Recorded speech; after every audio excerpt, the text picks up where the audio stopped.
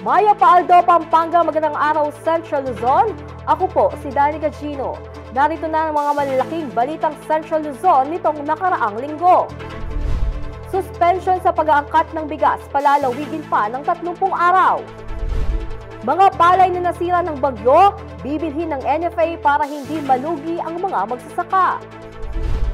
Mahigit 3 billion pesos budget gap ng SUCs. Dapat punan mula sa flood control funds ayon kay Senator Aquino. Pagtatayo ng dialysis clinic sa lahat ng mga public hospitals ipinanukala sa Kamara. At Clark, top investment destination sa Central Luzon ayon sa DepDev. Para hindi tuluyang malugi ang mga magsasaka matapos ang pananalasa ng mga bagyo, tiniyak ng NFA na bibilhin nila ang mga palay na nasira. Siniguro rin ng ahensya na hindi nila ito babaratin o bibilhin sa mababang halaga. Narito ang report. Nakatakda raw bilhin ng National Food Authority o NFA ang mga palay na nasira sa nagdaang bagyo upang tulungang makabangon ng mga magsasaka. Sa isang press con, tiniyak ni NFA Administrator Larry Lacson na hindi bababa sa single digit ang buying price ng palay. Taliwas sa ulat na binabarat ito ng ilang rice traders sa mga lugar na tinamaan ng malalakas na ulan nitong peak harvest season. Nakapaloob raw ang hakbang na ito sa executive order ng Pangulo sa pagbili ng palay na nauna nang ipinaliwanag ni Department of Agriculture Secretary Francisco Chu Laurel. Ayon kay Lacson, hindi raw bibilhin ng gobyerno sa sobrang mababang presyo ang palay bilang suporta sa mga mambubukid na ngayon ay nasa mas mahirap na sitwasyon. 2 hanggang 3 piso kada kilo lamang daw ang ibabawas sa ipapatupad na Flexible Rice Range Scheme na sa kasalukuyan ay 23 pesos kada kilo ng tuyong palay at 17 pesos kada kilo ng basang palay. Batid umano ng NFA ang production cost ng palay kaya tinitiyak nila na hindi malulugi ang mga magsasaka. Kung mabibili raw ang 15% ng palay sa merkado, makakaapekto raw ito sa presyuhan ng benepisyo ng mga farm workers. Prioridad na mabili ang palay na nasira ng bagyo upang kaagad na maiproseso. Nakapaloob dito ang panukalang 3 billion pesos na pondo para sa emergency procurement ng unhas rice, kabilang ang logistic, operational expenses at bayad sa upa para sa karagdagang storage facilities na gagamitin ng NFA. Samantala, batay sa tala ng NFA nitong Martes, September 30, nasa 446,000 metric tons ang national rice inventory. Katumbas ito ng 8.9 million bags ng bigas na tatagal ng 12 araw. Reyniela Tugay, CLTV 36 News. 30 araw pa ang idadagdag sa ipinapatupad ng rice import ban upang matulungang makabawi ang mga magsasaka na naapektuhan ng habagat at mga bagyo. Narito ang balita.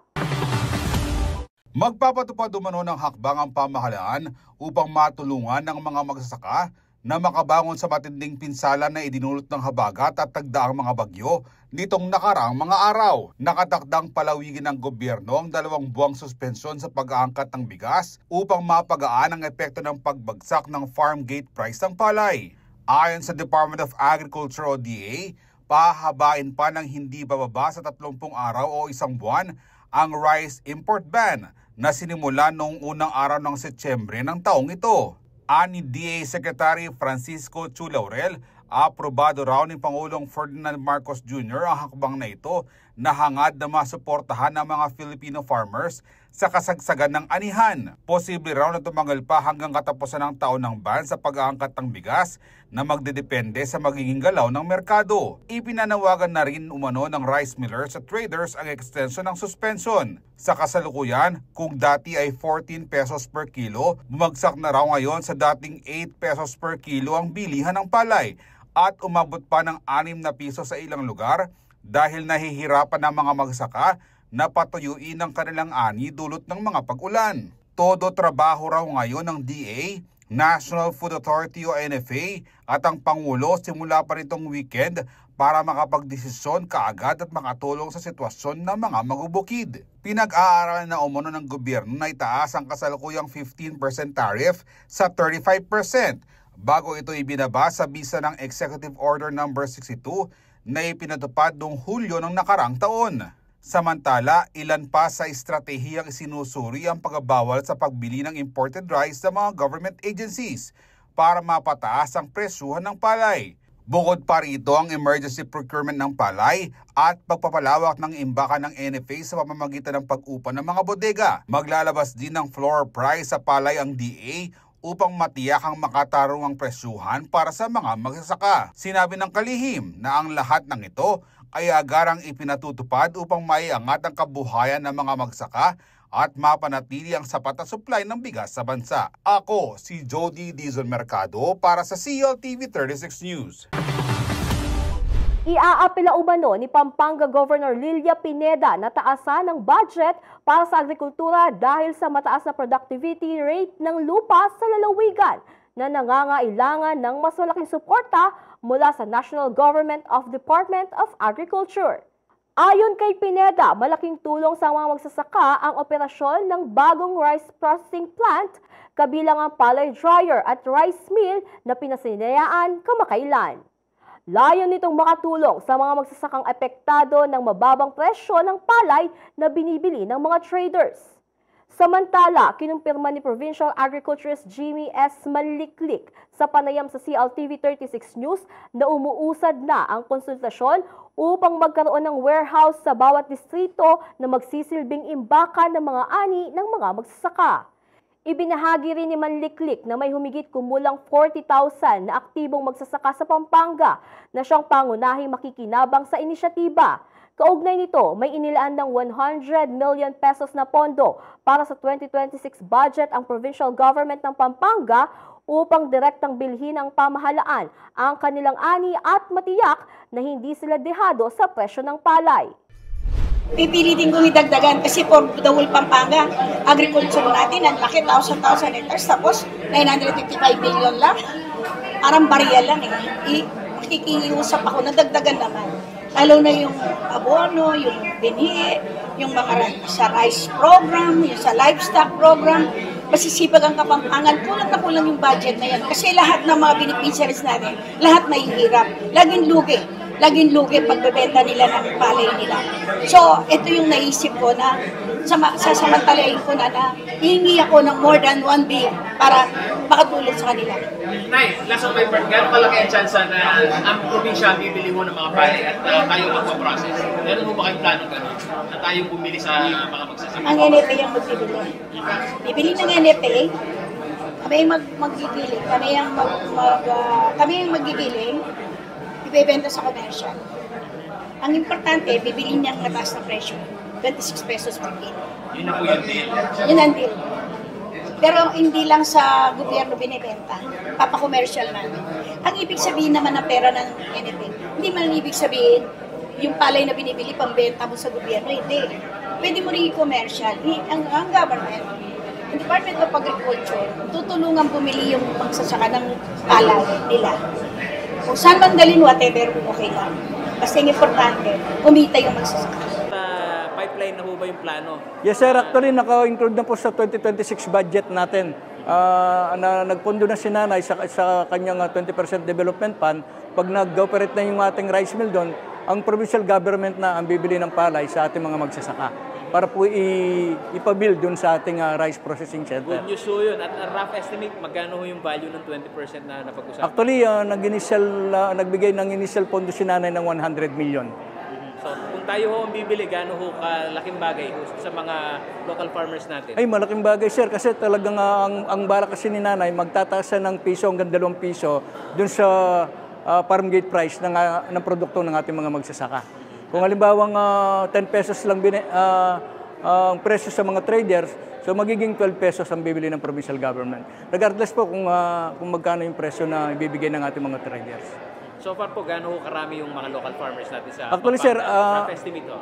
Mga more or less 40,000 sila, rice farmers, ang nakaregister po sa RSBSA.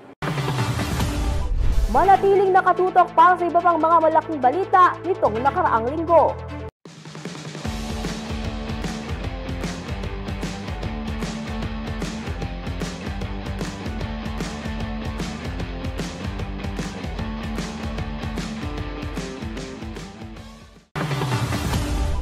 Nagbabalik ang CLTV 36 News Recap at sa iba pang mga balita. Posible raw na maapektuhan ang kalidad ng mga edukasyon ng milyong-milyong estudyante sa 2026 dahil sa higit 3 billion pesos na kakulangan sa pondo ng mga state universities and colleges. Kaya naman panawagan ngayon ni Senator Bam Aquino na ilaan sa edukasyon ang pondong nasasayang sa mga maanumalyang flood control project. Magbabalita si Angelica Cara.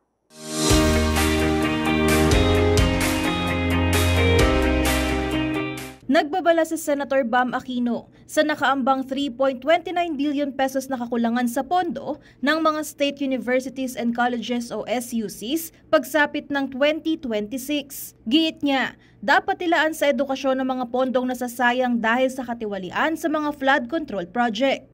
Lumabas ang panawagang ito matapos mabunyag sa budget hearing ng Senate Committee on Finance noong September 27 ang kakulangan sa pondo ng SUCs. Sinabi na po namin itong flood control, kung tatanggalin natin, dapat pupunta sa edukasyon. And rest assured po, hindi lang po yun sa basic education. Even though I am the chairman of basic education, we will make sure that support goes to basic and higher education. Ayon sa Philippine Association of State Universities and Colleges, ang kasalukuyang bilang na 1.97 na milyong estudyante sa SUCs ay madaragdagan pa ng 300,000 sa 2026. Giit ni Aquino, hindi sapat ang pondong inilaan ng Department of Budget and Management o DBM para tugunan ang pagdagsa ng mga estudyante. Lumitaw din sa budget hearing na may 12.3 billion pesos na pondo para sa SUCs na hindi naibigay mula 2022 hanggang 2025. We will move to restore the budgets na natanggal noong 2025. Alam ko po yung tertiary education subsidy na nakat po yan in 2025. We will move to restore that. Apart from supporting the SUCs with the deficiency, apart from the request for more support for capital outlay, MOE, and personal services. Batay sa pagsusuri ng Department of Finance, nalugi ang ekonomiya ng Pilipinas ng 42.3 billion hanggang 118.5 billion pesos mula 2023 hanggang 2025 dahil sa mga ghost flood control project. Kaya naman, binigyang diin ng mambabatas na hindi na dapat pagtalunan pa ang pagbibigay prioridad sa kinabukasan ng mga estudyante. Napakarami pong nakabantay sa edukasyon sa Senadong ito. The first time na bring up natin na yung flood control ilipat na lang sa edukasyon, wala pong tumutol. Wala pong tumutol po dito. So we will do our best to make sure it's funded. We will do our best. But tulungan nyo rin po kami. We need the right data to make the right decisions. Aniya, dapat gamitin ang pondong umano'y nawawaldas sa mga maanumalyang proyekto para tuluyang mapunan ang budget gap ng mga SUCs at matiyak ang kalidad ng edukasyon ng milyon-milyong estudyante. Angelica Cara, CLTV 36 News.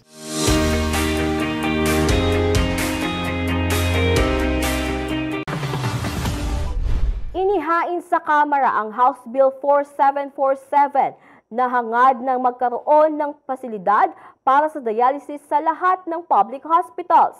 Paraan daw ito upang matulungan ng mga may sakit na walang kakayahang makakuha sa nasabing treatment. Narito ang balita. Isinusulong ngayon sa Kongreso ang panukalang batas na layong pakinabangan ng mga Pilipinong may sakit at nangangailangan dumaan sa dialysis.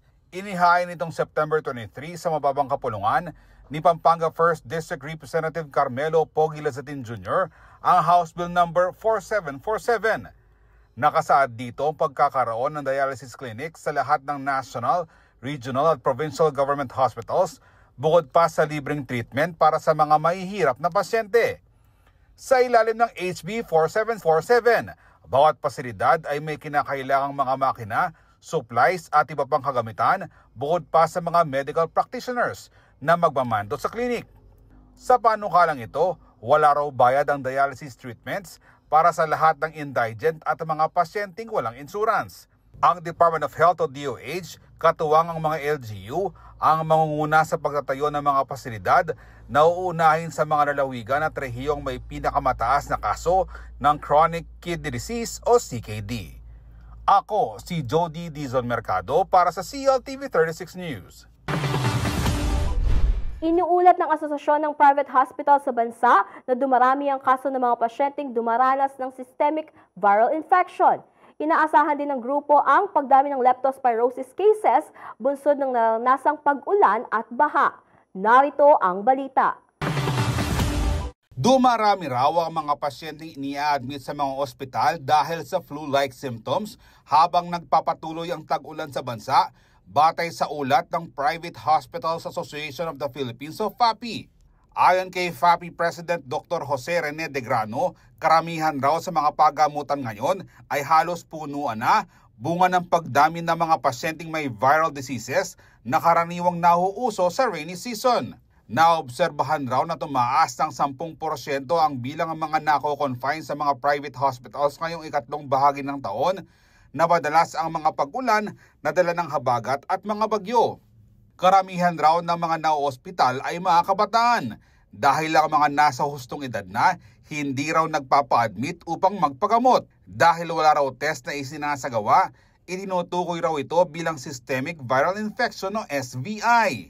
Hindi umuna ito may tuturing na influenza pero magkatulad raw sa sintomas. Nangyayari raw ang SVI sa oras na kumalat sa katawan ng virus na taliwas na limitado lamang sa isang organ o sa bahagi kung saan ito pumasok. Kasama sa mga sintomas ito ang lagnat, paghihina, pananakit ng kalamnan at pananakit ng ulo. Paliwanag ni De Grano, tumatagal ng hindi bababa sa 4 na araw ang confinement ng mga bata, maliban na lamang kung may komplikasyon tulad ng pneumonia kung saan kinakailangan ng mas matagal na gamutan. Bukod sa flu-like symptoms, dumarami rin ang kaso ng leptospirosis, bunga ng mga pag-ulan at pagbaha na nakakaapekto sa bansa. Naunang pinaalalahan ng Department of Health o DOH ang publiko na ugaliin na panatilihing malinis ang pangangatawan upang maiwasan ang pagkalat ng nakakahawang mga sakit na inihahalin tulad sa influenza. Ako si Jody Dizon Mercado para sa CLTV 36 News. Manatiling nakatutok para sa iba pang mga balita nitong nakaraang linggo.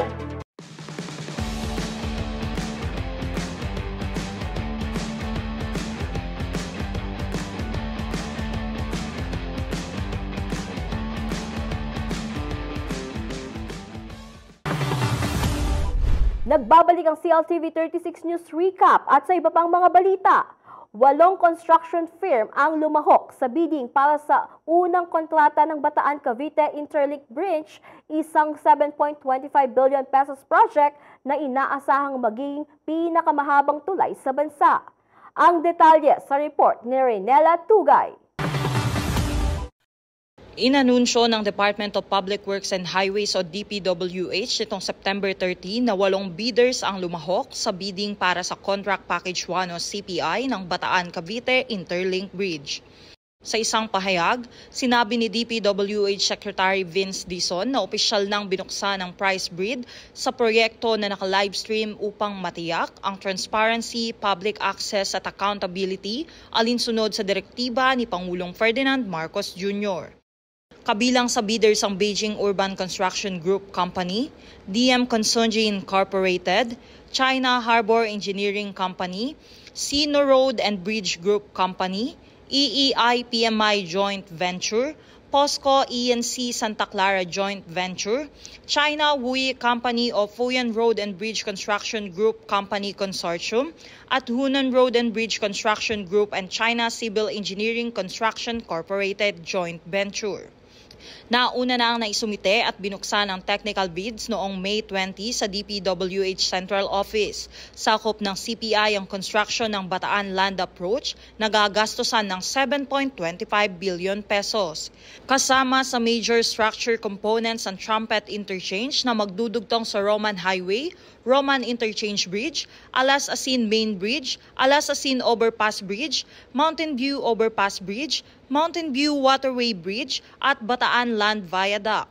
Ang 32.15 km BCIB project ang magiging pinakamahabang tulay na tatawid ng katubigan sa bansa. Target nitong paikliin sa 45 minutes ang biyahe mula Bataan hanggang Cavite at paluwagin ng matinding traffic sa Metro Manila. Sa State of the Nation address ni PBBM nitong Hulyo, tiniyak niya na sisimulan na ang konstruksyon ng modernong tulay bago matapos ang taon. Ang kabuuang proyekto ay popondohan ng mahigit 3 bilyong dolyar ng Asian Development Bank at ng Asian Infrastructure Investment Bank. Rainiela Tugay, CLTV 36 News. 3 kasunduan ang nilagdaan ng Bases Conversion and Development Authority o BCDA, katuwang ang mga Japanese firms. Layunin ng hakbang na ito na mapaunlad ang mga lugar na sakop ng ahensya. Narito ang balita. 3 mahalagang kasunduan ang nilagdaan ng Bases Conversion and Development Authority o BCDA, katuwang ng Japanese government at mga private sector partners. Layunin ng mga kasunduan na may sulong ang pagpapaunlad ng mga properties ng BCDA na nakatuon sa waste management, renewable energy, telecommunications at sustainable development. Sa official mission ng ahensya sa Tokyo, Japan, nilagdaan ni BCDA President and CEO Engineer Joshua Bingkang ang Memorandum of Understanding o MOU sa Canadevia Corporation o KVC na isang industrial engineering company. Nakapaloob sa MOU ang pagsasagawa ng paunang feasibility study sa pagtatayo ng Waste-to-Energy Facility sa New Clark City o NCC sa Capas, Tarlac. Alinsunod ito sa hangarin ng ahensya na gawing green at resilient metropolis ang NCC sa pamamagitan ng sustainable solutions at pagsusulong ng circular economy. Napagkasunduan rin ng BCDA at Japanese telecommunication firm na IPS Incorporated at Infinivad ang MOU para pag-aralan ang potensyal na pagtutulungan para sa mga proyektong nakatuon sa ICT assets ng BCDA sa Poro Point Freeport Zone at iba pang lugar na pinapangisawaan ng ahensya. Malaki raw ang magiging kontribusyon nito sa implementasyon ng Luzon Bypass Infrastructure Program sa pagtitiyak ng high-speed internet connectivity sa mga lokal na komunidad na pakikinabangan ng mga Pilipino. Nakipag-partner rin ang BCDA sa Japan Bank for International Cooperation o JBIC para sa pagpapaunlad at promosyon ng mga proyekto ng government corporation hinggil sa energy transition at sa environment at social sustainability. Palalakasin raw ng MOU ang relasyon ng BCDA sa business community sa Japan at ang partisipasyon ng mga ito sa green at sustainable initiatives ng ahensya. Handa rin umanong pondohan ng JBIC ang mga proyektong makakalikasan ng BCDA. Isinagawa ang paglalagda ng mga MOU sa Philippine Embassy sa Tokyo nitong September 30 bilang bahagi ng 4 na araw ng official mission ng BCDA sa naturang lugar na magtatapos sa Biyernes, October 3. Patunay raw ang mga kasunduan sa malakas at matibay na relasyon ng Japan at Philippine government at sa tiwala ng mga organisasyon sa Japan sa kapasidad ng BCDA sa pagpapatupad ng sustainable development, inobasyon at mga proyektong pangkaunlaran sa mga economic zones. Ako si Jody Dizon Mercado para sa CLTV 36 News. Mga proyektong tumutugon sa edukasyon, kalusugan at kabuhayan ng kabataang Mabalaqueño iprinisenta sa taunang State of the Youth Address na nagbibigay diin sa kolektibong pagkilos at partisipasyon ng kabataan. Buong pagmamalaking inilatag ni Sangguniang Kabataan Federation President na si Paul Andre Chongco ng lungsod ng Mabalacat ang kanilang mga nagawa, kasalukuyang hamon at mga plano para sa mas inklusibo at progresibong kinabukasan. Sa State of the Youth Address o SOYA nitong September 25, binigyang diin ng SK Federation President ang mga proyektong na isakatuparan mula sa Local Youth Development Plan ng 2023 hanggang 2025 na nakasentro sa edukasyon, kalusugan, ekonomiya, social inclusion, kapayapaan at seguridad, pamamahala, aktibong partisipasyon, pangangalaga sa kalikasan at global mobility. Ito po ay hindi lamang isang simpleng talumpati, kundi isang pagkikilala sa ating kolektibong pagkilos, pag-ambag at pagkakaisa natin bilang mga kabataan Mabalaqueño. Ani Chongco, sabay ding inilunsad ang blueprint ng Mabalacat City Youth Development Plan 2026 to 2028 tulad ng symposium sa anti-drugs, mental health at sex reproductive health awareness na hindi nakaliligtaang maisagawa sa bawat paaralan sa syudad. Through this, around 800 students were empowered with the right knowledge on crucial health issues that affect young people today, mula sa pag-iwas sa bisyo hanggang sa pag-aalaga sa sariling mental health at reproductive health. These discussions are vital to the holistic well-being of the youth. Ibinida rin ng Federation President ang kanilang pagbibigay parangal sa mga organisasyon at individual na nagpamalas ng iba't ibang husay sa kani-kanilang sektor bilang parte ng active citizenship participation. Pinakilala rin natin ang mga natatanging leader at youth organization na patuloy nagbibigay inspirasyon sa kanilang komunidad. Kung kaya gumawa tayo ng kasaysayan dahil sa unang pagkakataon ay nagkaroon tayo ng First Mabalacat City Youth Achievers Awards. Bilang pagkikilala sa mga organisasyon at kabataan nagpamalas ng kahusayan sa iba't ibang larangan. Isang proyekto naman para sa mga out-of-school youth na nakapaloob sa economic empowerment ang tinatrabaho umano ngayon upang magbigay dunong sa mga batang kapos sa kaalaman at kasanayan upang kumita ng pera. We had Tambay Kaagapay Entrepreneurship Skill, Financial Literacy Seminar and Job Fair. Sa pamamagitan ng mga programang ito, nabigyan natin ang mga kabataan ng mas malaking tsansa na makahanap ng kabuhayan o makapagsimula ng sarili nilang negosyo. Sa kabila ng pagbabahagi ng matagumpay na proyekto at inisyatiba ng mga kabataan, napansin pa rin ni Mayor Gerald Geld Aquino na may ilang kakulangan pa sa mga programa, partikular sa risk reduction training at peace and order. Tiniyak din niyang tutulong ang lokal na pamahalaan upang higit pang mapalawak ang kasanayan at partisipasyon ng mga SK. Alam mo yung coverage kasi ng youth natin, youth sector natin ay malawak. And I've seen all the list at nakita ko yung may mga pagkukulang sila sa mga ibang context sectors. Halimbawa, sa mga skills training nila, patungkol sa CDRMO, sa risk reduction nila, yung kailangan ng training nila, even sa ating mga sooner yung peace and order. Gusto ko maitag ko sila para makapag-training sila at makatulong din sa ating mga kabataan. Para kay J.D. Lyson, SK Federation Vice President, ang pagtitipon ay patunay na ang kabataan ng Mabalacat ay hindi lamang tagasunod, kundi katuwang sa paghubog ng kinabukasan. Ang State of the Youth Address ay hindi lamang ulat. Ito ay patunay na ang kabataan ng Mabalacat City ay buhay, aktibo at may mahalagang ambag sa patuloy na kaunlaran ng ating syudad. Kasabay ng ulat, kinilala rin ng 10 SK Council bilang patunay na hindi nahuhuli ang mga kabataang leader ng Mabalacat City pagdating sa panunungkulan. Kabilang sa top 10 outstanding SK Councils ay ang Barangay Atlubola, Bicol, Kalumpang, Camatchiles, Dukit, Mabiga, Paralayunan, Santa Maria, Sapang Biabas at Tabun. Sa pagtatapos, nanawagan naman ang bagong City Youth Development Office Consultant na si Rafael Liwanag na suportahan ang pamayanan ng mga kabataang leader bilang bagong pag-asa ng bayan upang magdala ng mas sariwa at makabuluhang ideya para sa lungsod. Kasi sa tayong bagong pag-asa ng ating bayan. That's why let's try our youth leaders and support the young generations in politics. And I can assure you na there will be new ideas, new innovations, and new projects coming. Rainiela Tugay, CLTV 36 News. Manatiling nakatutok para sa iba pang mga balita nitong nakaraang linggo.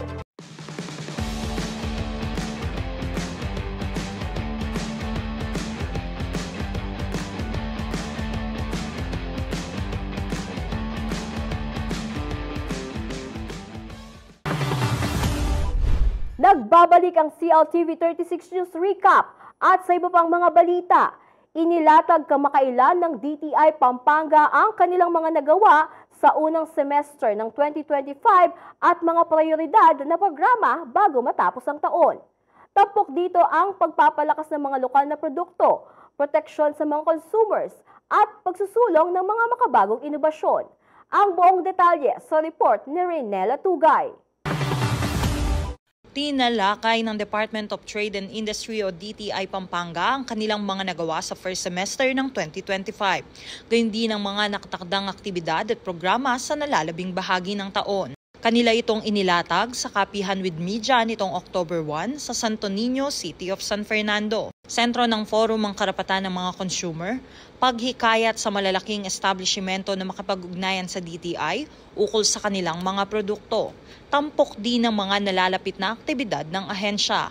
Ayon kay Nathaniel Samson, Division Chief ng Consumer Protection, dapat laging bigyang panahon ng mga negosyante ang pangangalaga sa karapatan ng mga consumer. Una, maging vigilant po tayo, no? At palagi po nating alalahanin na ang consumer ay napakarami po niyang karapatan. No?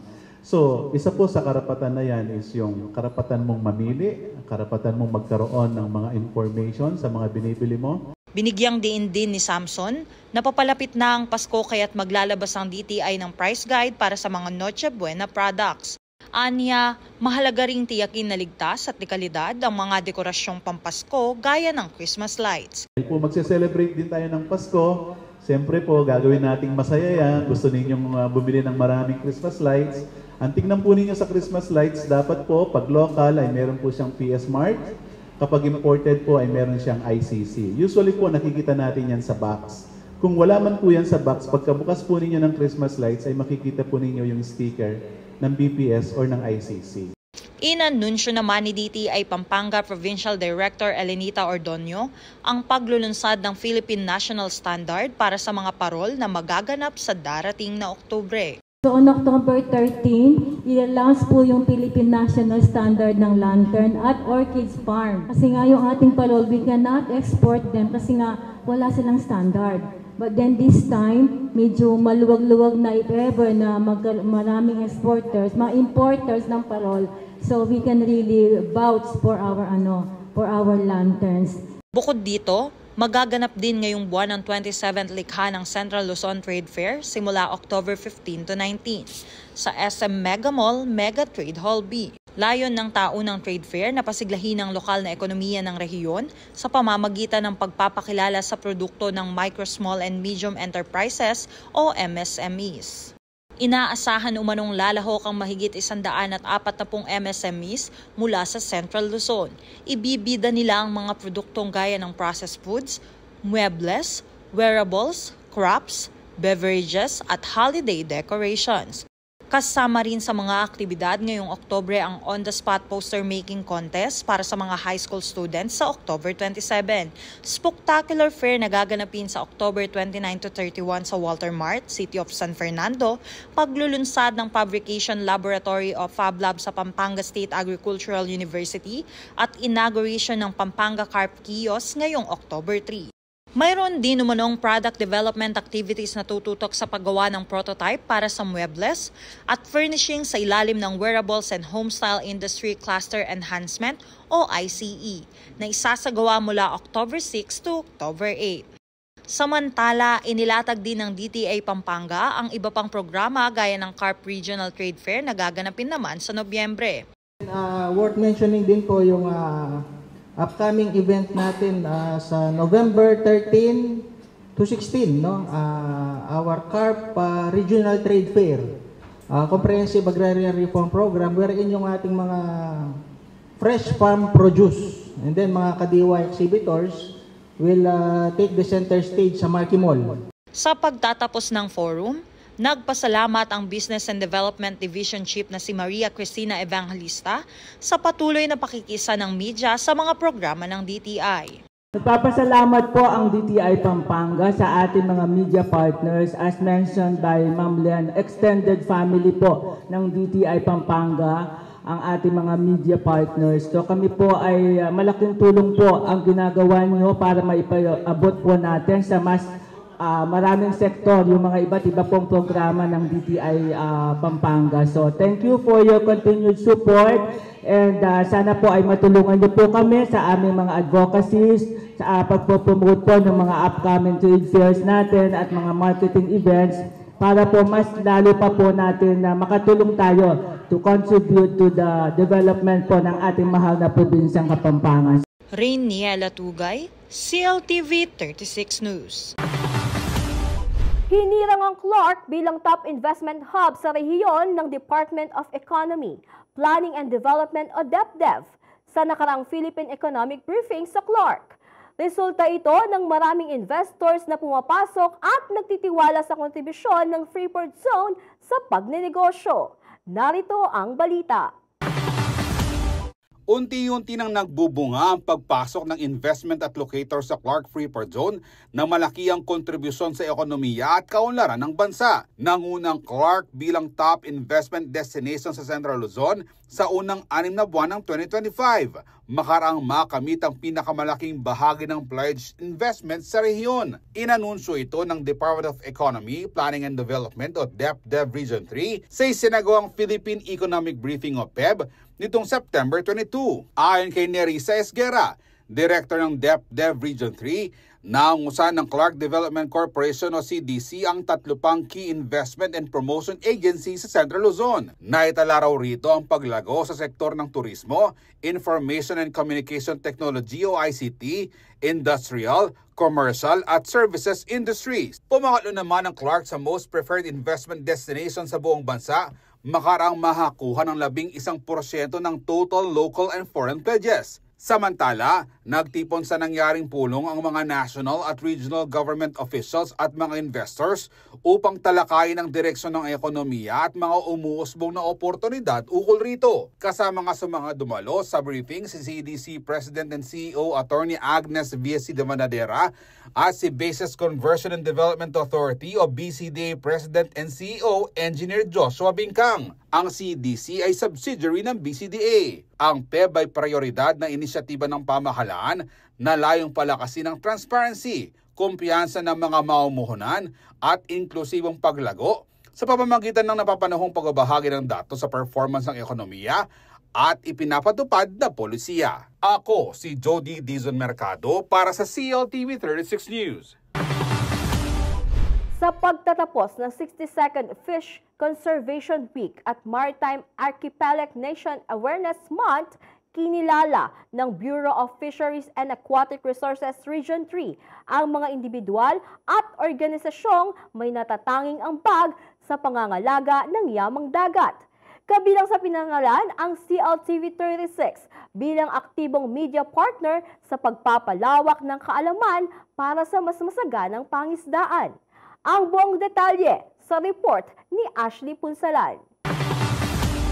Masayang nagsama-sama ang mga kawani, partner organizations at iba pang stakeholders na naging kabalikat ng Bureau of Fisheries and Aquatic Resources o BFAR Region 3 sa pagkamit ng kanilang layunin para sa mas masaganang pangisdaan. Nitong Martes, September 30, binigyang pagkilala ang kanilang natatanging kontribusyon sa Gawad Pagkilala 2025 na ginanap sa Clark, Pampanga. Parte ito ng month-long celebration ng 62nd Fish Conservation Week na kasabay rin ng Maritime Archipelagic Nation Awareness Month o MANAMO ng BFAR Central Luzon. Ayon kay Wilfredo Cruz, Regional Director ng BFAR, naniniwala sila na hindi makakamit ang layunin at advokasya ng ahensya kung wala ang suporta ng iba't ibang stakeholders. Padaman natin sa ating mga partners na importante sila sa BFAR at kinikilala ng BFAR na hindi ma-implement yung mga programa kung wala sila. Implement ng programa ay talagang holistic, so hindi pwedeng